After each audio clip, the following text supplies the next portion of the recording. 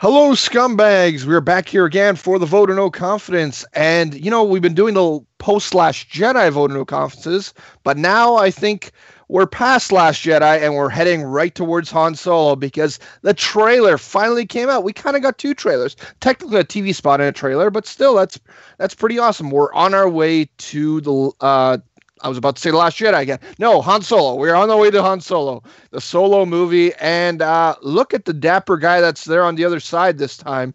Andrew Fantasia, how you doing, buddy? I brought my own headphones. Look at that.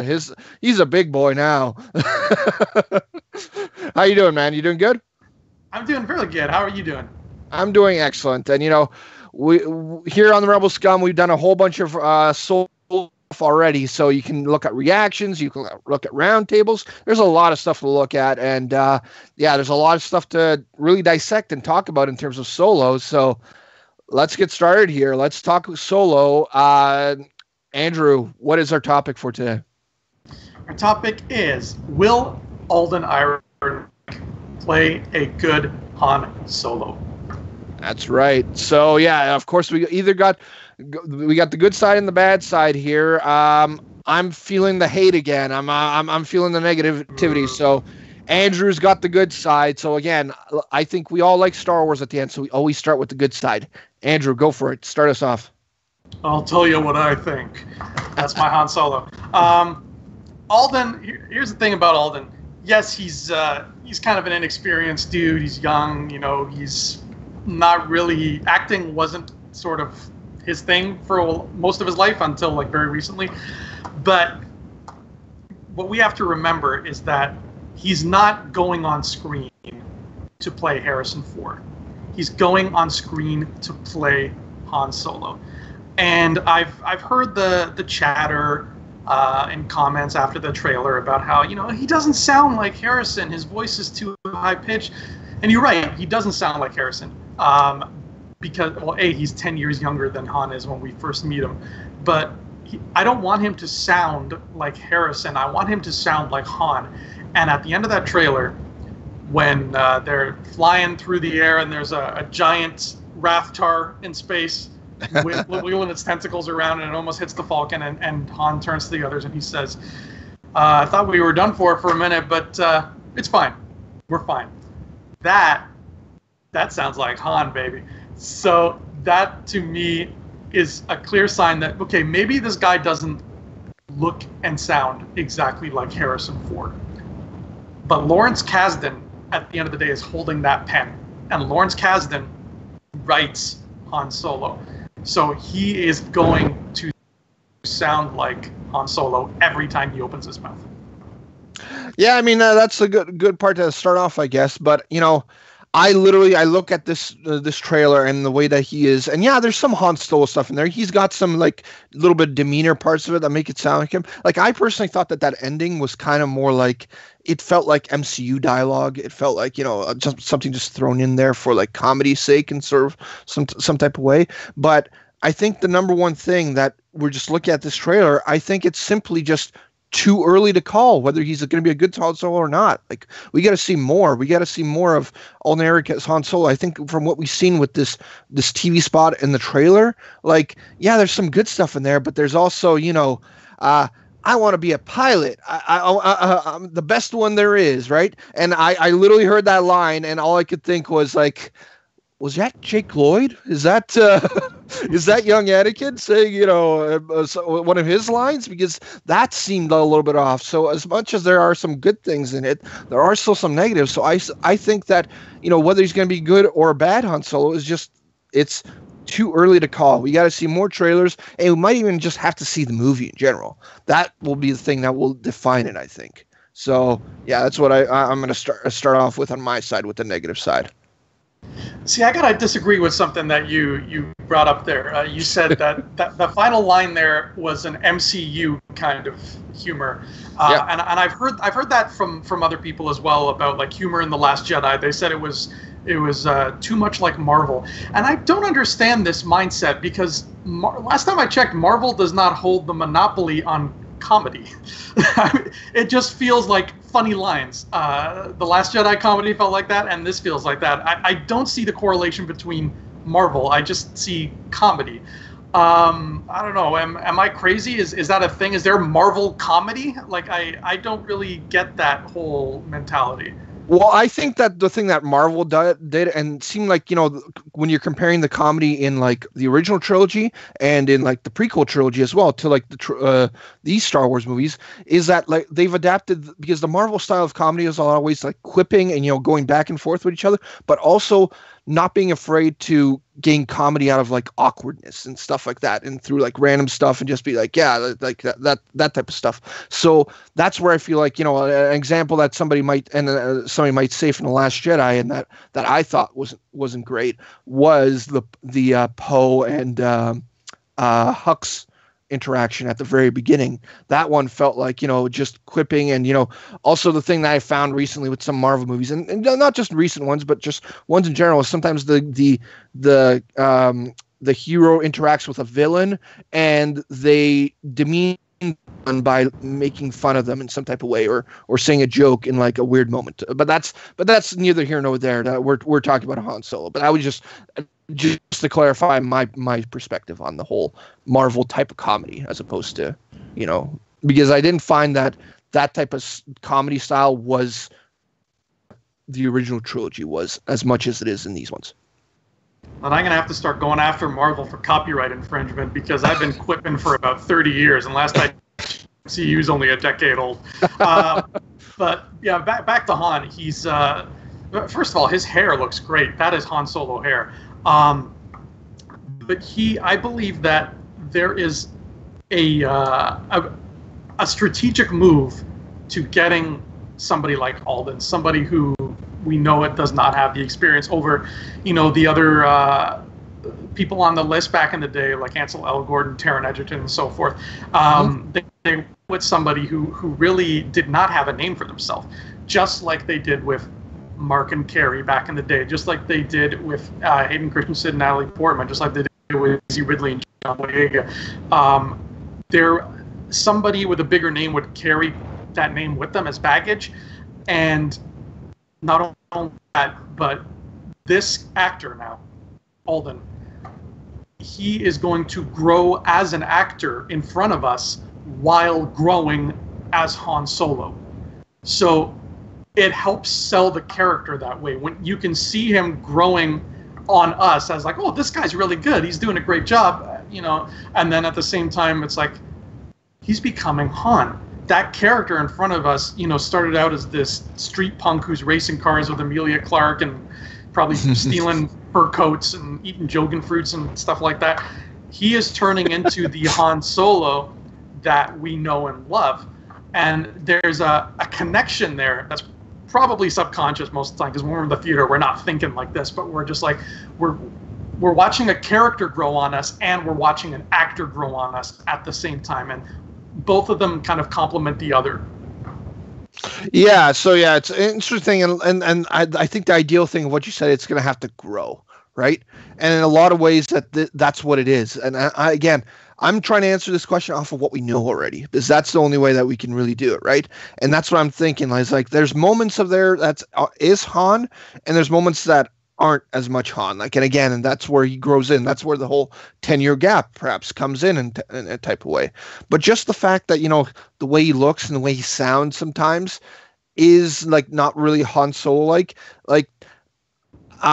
growing into it is part of the thing. And it's like, it's really a disadvantage, Alden Ehrenreich, and why he's going to be so much harder to convince us, because we're not far removed from Harrison Ford. Harrison Ford is so close there, so much so that, he's old Harrison Ford, but we just had him in Force Awakens, right? Like, we still know what Han feels like and sounds like. I'm going to do another comparison and to the other Star franchise that we're talking about, and that's Star Trek, right?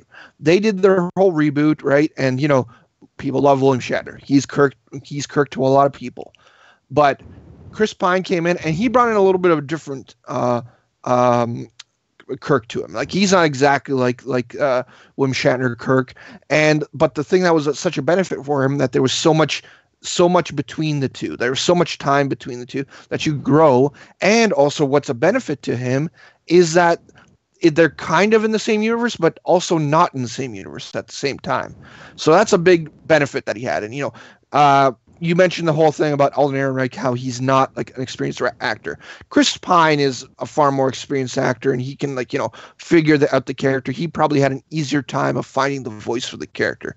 Alden Ehrenreich, I will never say that he's a bad actor because I've seen Hail Caesar. And again, if you're somebody that's just watching right now, I'm not going to completely throw it against Alden Ehrenreich, because you should see Hail Caesar to know that he can act. He's a very good actor in there. He literally has a scene with Ralph Fiennes, and he almost steals the scene from him. He's acting across plenty of other gigantic actors, and he's almost stealing the show from them majority of the time. So he's a really good actor, but I think the thing that you just meant is the growth into Han Solo, and that's going to take time. That's what's going to take. You see that, and you might not be completely negative on him, but you're going to need to take time to get used to him as Han Solo, especially if they're planning on doing more than just this one Han Solo movie with him as Han Solo. So, yeah, it's going to be a tricky thing because, again, they're so close together. Both him and Harrison Ford's reign as Han Solo is so close together. I'm already down for a second one. I would really dig that. The thing is, though, I believe that the fear of him not playing the part well, the fear of him ruining the movie by, not being Harrison Ford, is it's an unfounded fear. It's an irrational fear, and it comes from just strictly the fact that Han Solo is a popular character. And I think because if this was not the case, if the fear was founded, then we'd be hearing the same stuff about Lando. But we're not, because it's Lando and he's not Han Solo. So I think we need to get over the little wrinkle in our brains that kind of puts Han on that pedestal. He was, for all intents and purposes, one of the main characters in the trilogy. I think if I remember right, somebody told me recently, like in A New Hope, he has the most lines of dialogue out of all the characters or something. I could be wrong. Oh, really? I don't remember. Something about lines of dialogue. I think it was actually a book I read where he, in one of the three movies, maybe Empire, he has the most lines of dialogue. So Han was a big fixture in those movies, and for a lot of people, he was their favorite character, and I get that.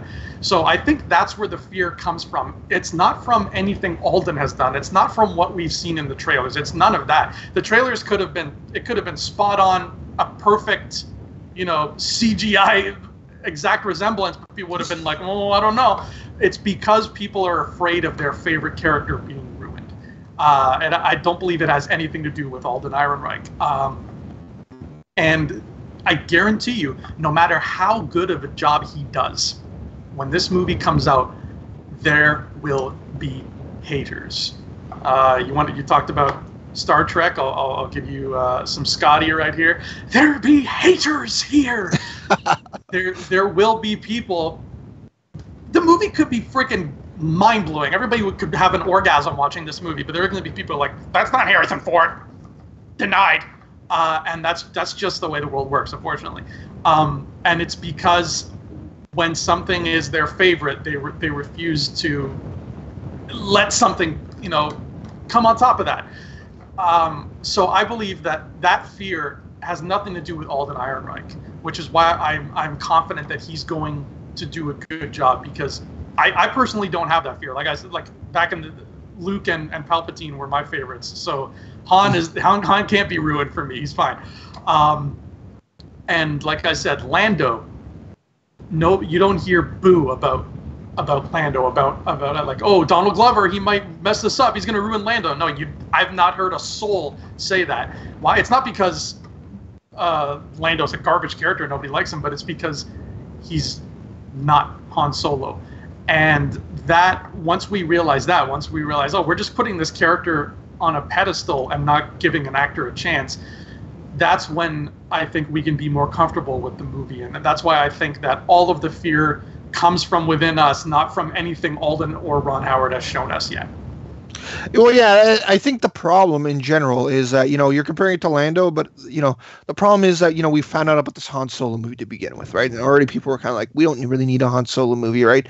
And just the fact that he's the lead character again is the problem, perhaps. I mean, that we have to, like, it's a shame that he couldn't have shown up as Han Solo in Rogue One for one scene. Because that something like that simply might have just helped everything in some type of way. Because you're mentioning the Lando thing. The funny thing about Lando is that so far the only thing that we could judge about Donald Glover, I was about to say Danny Glover. That would have been a much different movie. Donald Glover as Lando so far is we just couldn't really judge him on his looks, because I don't believe he said a single line in either of these, the TV spot or the trailer yet. So until he starts speaking, maybe that's when some of the more negative things will come out of it. And then going back to this part about, making him a secondary character and, making like Han Solo a small part in Rogue One, or for example, like Lando, where he's a secondary character in this movie, is like, we already dealt with one of these recastings. And this first recasting that we had to deal with was back in 1999 when Ewan McGregor is now Obi-Wan Kenobi. And the thing that was amazing that helped Ewan McGregor get a chance to succeed was the fact that Obi-Wan's a very minor character in Phantom Menace, right? Like you literally when they land on Tatooine, I think we see him like for like 5 minutes of the next like 40 minutes of the movie, probably. Because like I'm picturing like just a couple shots like back in there. It's like, I'm gonna fix this thing while Liam's over there, and all that's happening. So he's kind of like left to do like say his lines here and there, and then obviously have the big moment at the very end of the movie. But it's like you don't praise him for that movie because he's barely in that movie. But then when he goes to Attack of Clones, that's when you really see it's like, oh, he's a really good Obi-Wan Kenobi. And so that's my thing. It's like you need the growth, but it's like that's the problem with Alden, is that we haven't seen him do anything yet, and that what we have seen him for, we just got to compare him to Harrison Ford. And again, a positive thing that Rigger was able to do was the fact that he was so far removed from Alec Guinness's Obi-Wan, right? Because in between Phantom Menace and Return of the Jedi, I believe that's 16 years. So 16 years of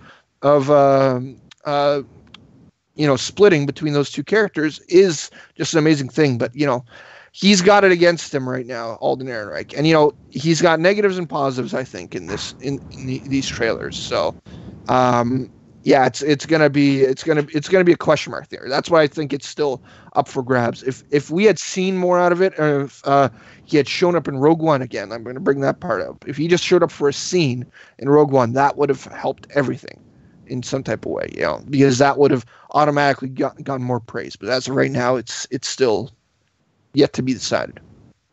See, I disagree with you on the Rogue One thing. It's too close to A New Hope to see Alden's face.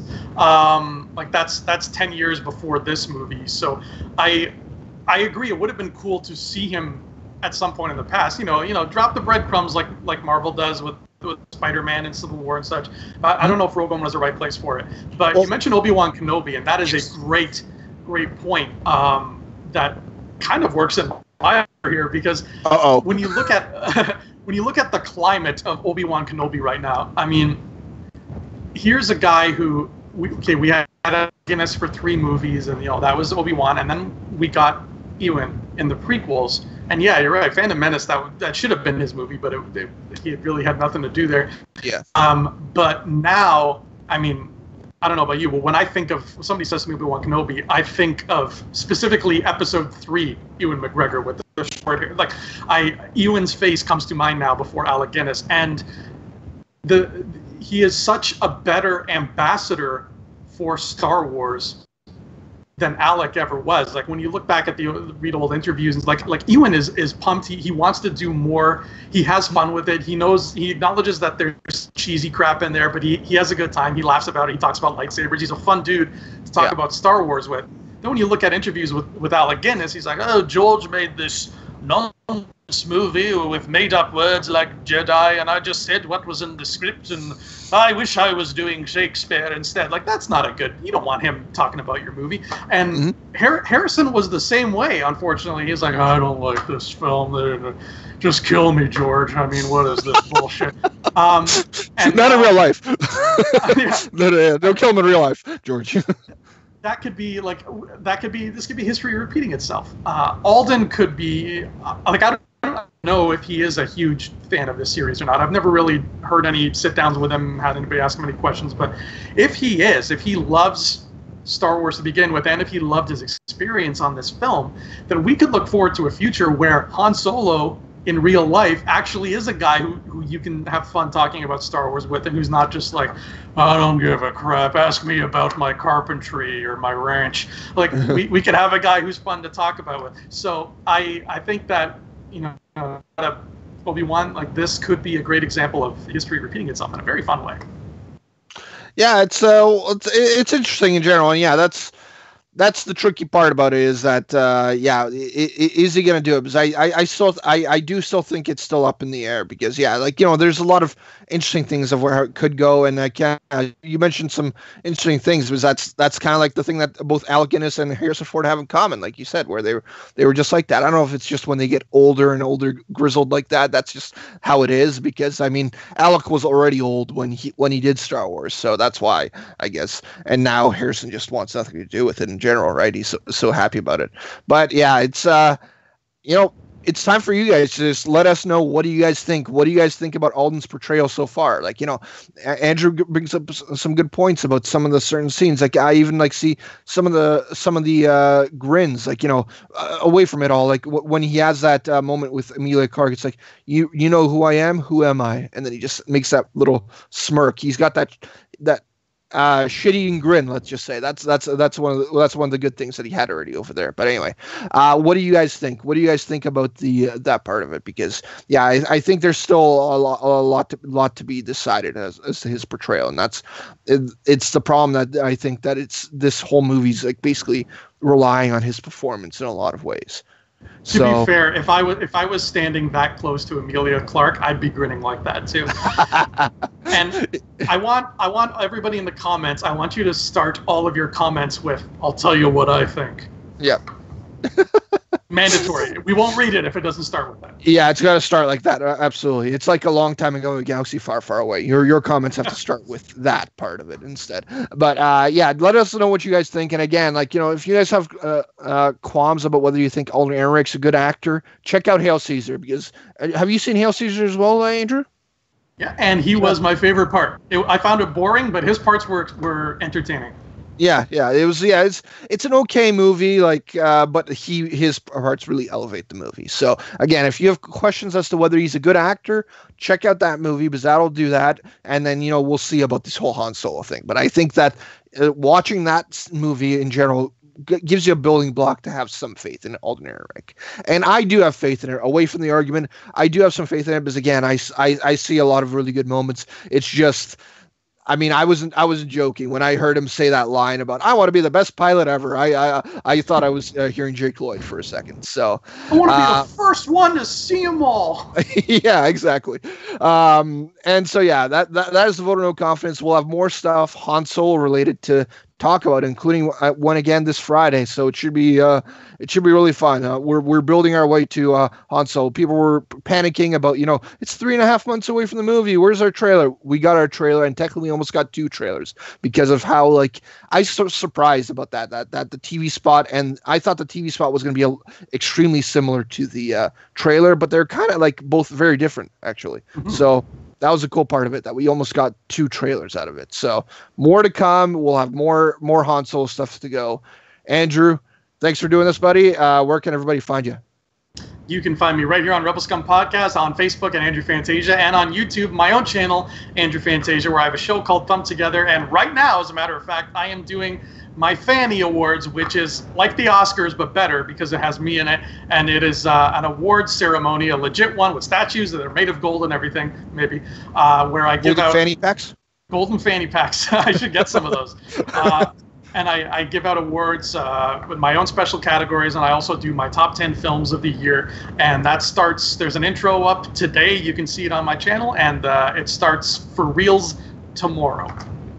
Yeah, it's awesome stuff. Yeah, and for me, as usual, at Robert E. McDonald on both Instagram and Twitter, and download the Stardust app. I finally started getting into it again. I actually just reviewed the Jurassic World trailer over there, along with the Han Solo trailer. So there's stuff to watch over there. So yeah, and check us out on there, and don't forget Rebel Scum. Like us, subscribe to us, check out our videos. We got plenty of videos to come, and also, if you guys have seen these Han Solo ones, post your reactions, record yourself of doing your reactions to the Han Solo trailer, because you can win prizes. James has a whole bunch of goodies that he's looking to give away. So yeah, just record your videos, send it on to rebelscumbags@gmail.com. So as per usual, guys, thank you for watching, and may the Force be with you. Would that it were so simple. Hey scumbags, thanks for watching. Don't forget to give us a thumbs up on our video. As always, please subscribe to our YouTube channel, Rebel Scum Podcast, for all the latest videos.